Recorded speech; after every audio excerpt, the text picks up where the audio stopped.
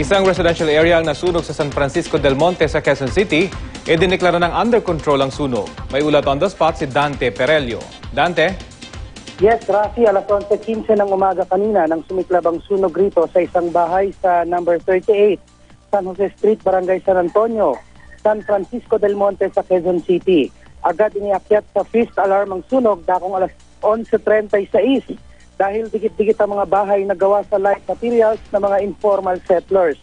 Alas 12:30 naman ng tanghali, Rafi, ngayon ang ideklarang fire under control ang sunog at sa mga sandaling ito nga ay fire out na.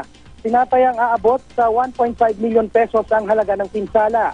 Sa inisyal na investigasyon ng Quezon City Fire Department, nagsimula ang sunog sa ground floor ng 2-story residential house na pag-aari ng 40 taong gulang na si Marites Peichong.